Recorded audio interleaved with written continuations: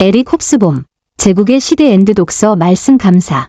에릭 홉스봄, 제국의 시대, 더 에이지 오브 엠파이어, 187519114, 해설. 1. 저자 소개. 에릭 홉스봄, 에릭 J. 하브즈봄, 1917에서 2012, 은 20세기 가장 위대한 마르크스주의 역사가 중 한 명으로 평가받습니다. 오스트리아에서 태어나 빈, 베를린에서 성장했으며 히틀러의 집권 후 영국으로 망명하여 캠브리지 대학에서 수학했습니다. 이후 런던 대학교 버크베 칼리지 교수로 재직하며 현대사에 대한 독보적인 통찰을 보여주었습니다. 그는 경제사, 사회사, 정치사를 넘나들며 광범위한 주제를 다뤘으며 특히 19세기와 20세기 세계사를 총체적으로 조망한 사부작, 즉 혁명시대, 자본의 시대, 제국의 시대, 극단의 시대로 이루어진 역작으로 명성을 떨쳤습니다. 제국의 시대는 이 사부작 중 세 번째에 해당하며 19세기 후반부터 제1차 세계대전 직전까지의 세계사를 깊이 있게 분석한 명저입니다. 2. 작품 배경. 제국의 시대, 더 에이지 오브 엠파이어, 187519114, 는 1987년에 출간된 에릭 홉스봄의 19세기 사부작 중 세 번째 작품입니다. 이 책이 다루는 시기인 1875년부터 1914년은 이른바 벨 에포크, 벨 에이포크라고 불리는 평화롭고 번영했던 시대이자 동시에 제국주의가 절정에 달하며 세계대전의 씨앗이 뿌려지던 모순적인 시기였습니다. 첫째, 제2차 산업혁명과 경제적 변화.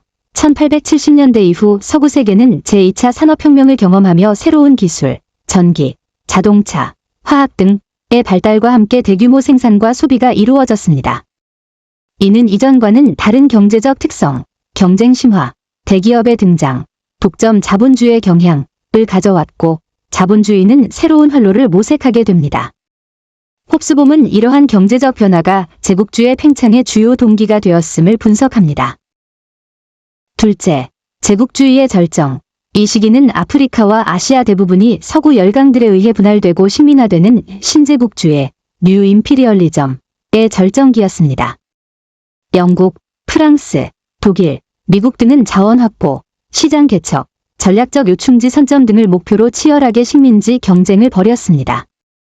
홉스봄은 이러한 제국주의 팽창이 단순히 경제적 동기뿐만 아니라 민족주의, 사회적 다윈주의, 그리고 국내 정치적 필요성 등 복합적인 요인에 의해 추동되었음을 보여줍니다.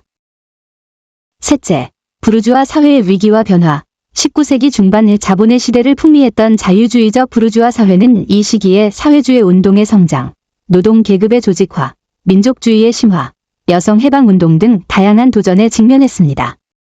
대중정치의 부상과 사회적 긴장 증가는 지배 계급에게 새로운 형태의 통치 방식과 이데올로기를 요구했습니다. 넷째, 평화 속의 긴장과 전쟁의 그림자. 겉으로는 아름다운 시절로 불리며 평화와 번영을 구가했지만 이면에는 제국주의 경쟁, 군비 증강, 동맹체제의 강화 등으로 인해 유럽 내부의 깊은 긴장이 고조되고 있었습니다. 이는 결국 1914년 제1차 세계대전이라는 인류사적 비극으로 이어지게 됩니다. 홉스봄은 이 책을 통해 전쟁 전의 시기를 전쟁을 향해 가는 평화로 묘사하며 시대의 모순적 특성을 날카롭게 포착합니다. 이러한 배경 속에서 홉스봄은 제국주의 시대를 단순히 식민지 쟁탈전으로만 보지 않고 19세기 후반 자본주의의 발전, 대중정치의 성장, 문화적 변화, 그리고 민족주의와 사회주의의 대두 등 복합적인 사회, 경제, 문화적 맥락 속에서 총체적으로 분석합니다. 그는 이 시기가 20세기 비극의 씨앗을 품고 있었다는 점을 마르크스주의적 관점에서 설득력 있게 설명합니다. 3. 작품 개요. 제국의 시대, 더 에이지 오브 엠파이어, 187519114, 는 에릭 홉스봄의 19세기 사부작 중 세 번째로 1875년부터 제1차 세계대전 발발 직전인 1914년까지의 세계사를 다룹니다. 이 책은 제국주의가 절정에 달했던 시기를 심층적으로 분석하며 단순히 식민지 팽창을 넘어 제2차 산업혁명으로 인한 경제 변화, 자본주의의 독점적 경향, 민족주의와 대중정치의 부상, 노동운동의 성장, 그리고 문화적 변동 등 복합적인 요인들을 연결하여 설명합니다. 홉스봄은 이 시기가 겉으로는 평화와 번영을 누렸지만 내부적으로는 세계대전의 씨앗을 품고 있었던 모순적인 시대였음을 마르크스주의적 시각에서 날카롭게 진단합니다. 그는 이 시대를 전쟁을 향해 가는 평화로 묘사합니다. 4. 발행 정보. 제국의 시대, 더 에이지 오브 엠파이어 187519114는 1987년 영국의 위든펠드 앤드 니컬슨, 와이던펠드 앤드 니켈선 출판사에서 처음 출간되었습니다. 이 책은 에릭 홉스봄의 기념비적인 19세기 사부작, 즉 혁명의 시대, 더 에이지 오브 레볼루션 1789188, 1962, 자본의 시대, 더 에이지 오브 캐퍼텔 1848185, 1975에 이은 세 번째 작품입니다. 이후 마지막 작품인 극단의 시대, 더 에이지 오브 익스트림즈, 더 슈어트 20th 센처리 1914-1991, 1994가 출간되어 사부작이 완성되었습니다. 제국의 시대는 출간 당시부터 전 세계적으로 큰 주목을 받았습니다. 홉스봄은 이 책을 통해 마르크스주의적 시각에서 19세기 후반의 세계사를 총체적으로 분석하며 기존의 정치사 중심의 서술에서 벗어나 경제, 사회, 문화적 요인들을 유기적으로 연결하여 시대의 본질을 파헤쳤습니다. 특히 제국주의의 경제적 동기뿐만 아니라 사회적, 문화적, 정치적 측면까지 심도 있게 다룸으로써 이 시기에 대한 이해를 풍부하게 했습니다. 이 책은 학계뿐만 아니라 일반 대중에게도 널리 읽히며 베스트셀러가 되었고 여러 언어로 번역되어 전 세계 많은 대학에서 현대사 필수 교재로 사용되고 있습니다. 제국의 시대는 홉스봄의 탁월한 서술 능력과 깊이 있는 통찰력을 잘 보여주는 작품으로 20세기 초 세계대전의 원인을 이해하고 현대 세계를 조망하는 데 필수적인 고전으로 평가받습니다. 5. 주요 구절 5개. 이 시대는 평화의 시대였으나 동시에 전쟁을 향해 가는 평화였다. 자본주의는 영토 확장 없이는 살아남을 수 없었다. 제국주의는 단순히 식민지 쟁탈전이 아니라 자본주의 발전의 필연적인 단계였다. 대중은 정치에 등장했으나 그들의 열망은 통제받고 조작되었다. 이 시대의 가장 큰 역설은 전례 없는 진보와 파괴적인 갈등의 가능성이 동시에 존재했다는 것이다. 에릭 홉스봄, 제국의 시대. 6. 내용 상세 정리. 제국의 시대는 역사서이므로 소설처럼 특정 인물의 줄거리가 있는 것이 아니라 1875년부터 1914년까지의 세계사를 에릭 홉스봄의 마르크스주의적 관점에서 총체적으로 분석한 논픽션 작품입니다. 이 책은 이 시기의 경제, 정치, 사회, 문화적 변화들을 심도 깊게 다루며 다가올 20세기의 격변을 예고합니다. 서론, 제국주의 시대의 특징. 홉스봄은 이 시기를 별표 전쟁을 향해 가는 평화, 피스 리딩 투 오어, 별표로 규정하며 겉으로는 평화와 번영을 누렸지만 내부적으로는 대규모 갈등의 씨앗을 품고 있었던 모순적인 시대였음을 강조합니다. 그는 이 시기의 주요 특징으로 제국주의의 절정, 경제적 변화, 대중정치의 부상, 그리고 문화적 혁신을 꼽습니다. 제1부, 경제와 제국, 더 이카너미 앤드 더 엠파이어. 제국의 시대 경제. 1870년대 이후 대불황을 겪은 자본주의가 새로운 활로를 모색하는 과정을 설명합니다.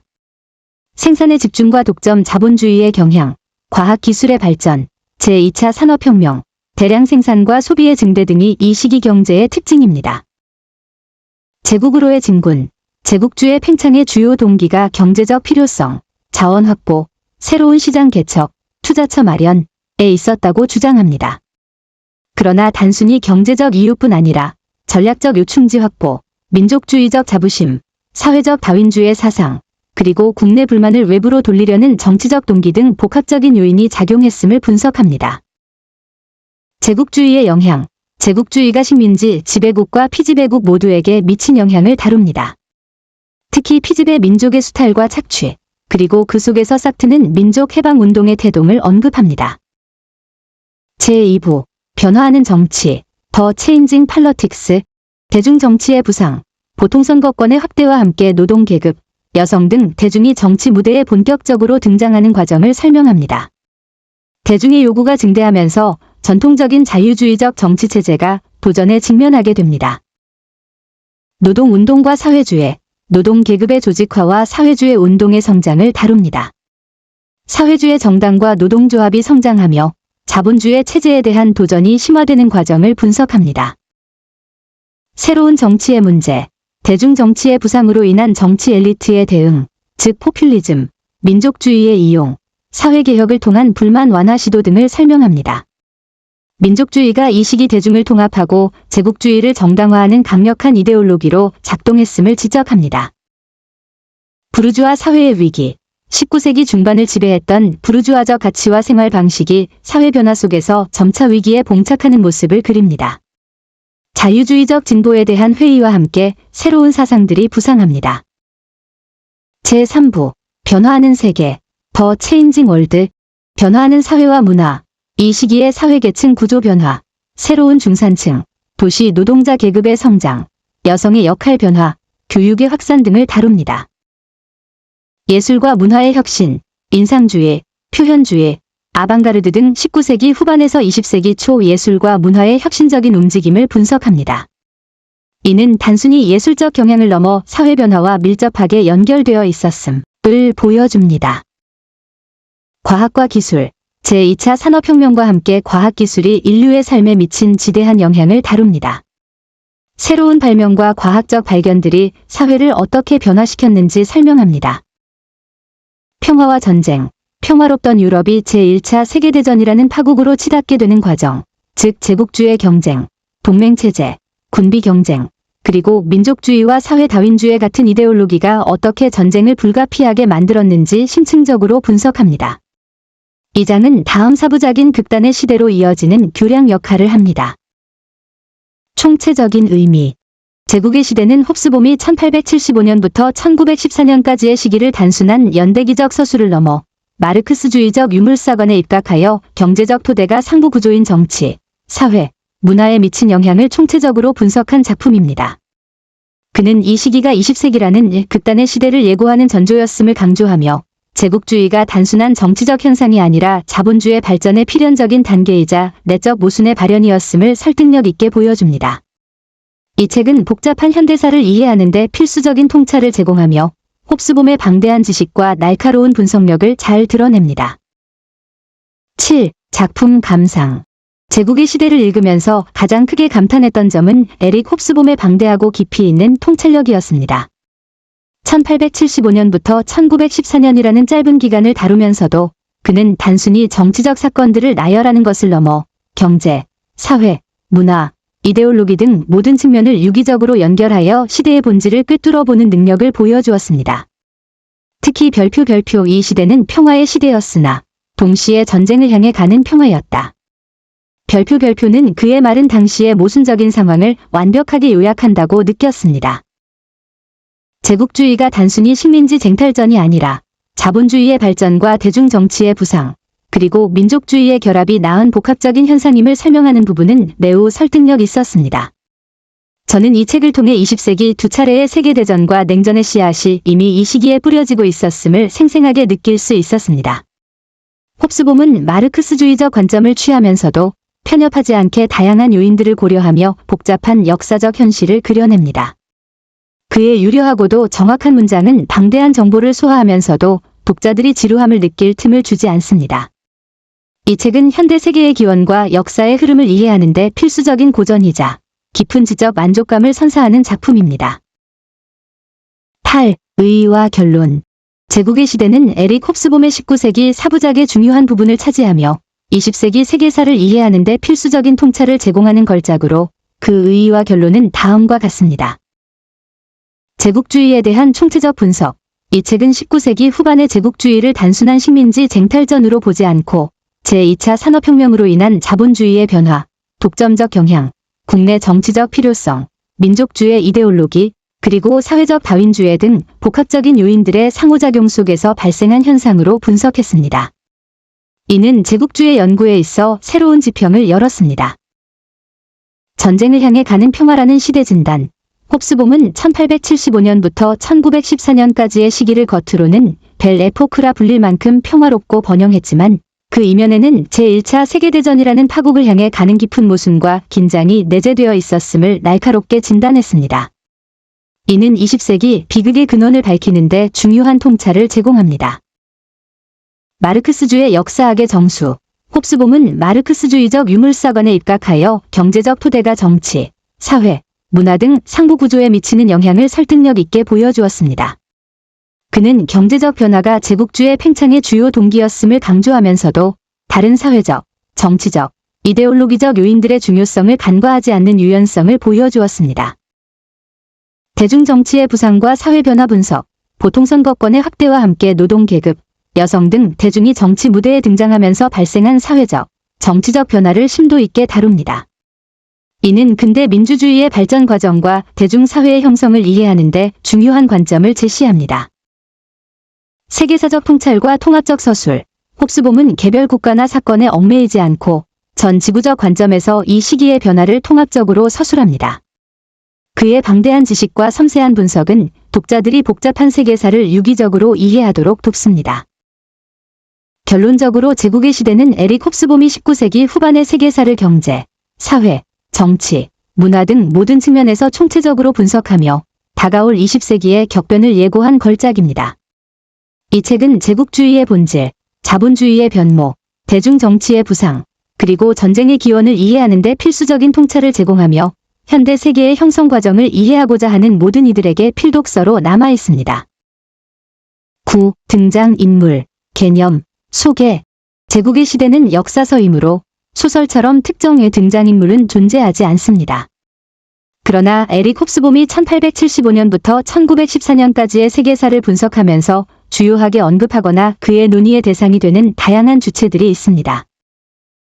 1. 에릭 홉스봄, 에릭 J. 하브즈봄. 이 책의 저자이자 주요 분석가. 마르크스주의적 관점에서 19세기 후반 세계사의 경제, 사회, 정치, 문화적 변화를 총체적으로 설명합니다. 2. 부르주아 계급, 더 보어지와지 19세기 자본주의를 이끌었던 핵심 계급으로 이 시기에는 변화와 위기에 직면합니다. 3. 노동계급, 더 워킹클래스 산업화의 주역이자 사회주의 운동의 기반이 되는 계급. 보통선거권의 확대와 함께 정치 무대에 강력한 영향력을 행사하기 시작합니다. 4. 제국주의 열강의 통치자 및 정치인. 영국 빅토리아 여왕, 퀸 빅토리어 및 그 시대의 수상들, 예, 벤저민 디즈레일리, 윌리엄 글래드스턴, 독일 비렐름 2세, 카이저 위레름 II, 및 오토 폰 비스마르크, 아토반 비즈마어 등 프랑스 공화국의 지도자들, 미국 대통령들, 예, 시어도어 루스벨트. 이들은 제국주의 정책을 추진하고 각국의 국내외 정치를 이끌었던 핵심 주체들입니다. 5. 식민지 민족 및 민족주의 지도자들. 제국주의의 지배를 받는 아시아, 아프리카 지역의 민중들과 그들 사이에서 서서히 싹트기 시작하는 민족 해방 운동의 지도자들. 6. 사회주의 사상가 및 운동가들. 카를 마르크스, 카얼 마억스의 사상적 후예들, 국제 노동자 운동의 주역들, 예, 제2인터내셔널의 지도자들. 7. 과학자 및 발명가들. 제2차 산업혁명을 이끌었던 전기, 화학, 자동차 등의 분야를 발전시킨 이들. 예, 토머스 에디슨, 알렉산더 그레이엄 벨 등. 8. 예술가들. 이 시기의 문화적 혁신, 인상주의, 표현주의, 아방가르드 등을 주도했던 화가, 작가, 음악가 등. 9. 새로운 여성상. 여성 참정권 운동을 비롯하여 사회 진출과 권리 신장을 요구했던 여성들. 10. 대중. 더 메시지 정치와 경제, 문화의 중요한 주체로 부상하며 이 시대의 흐름을 만들어간 광범위한 사람들.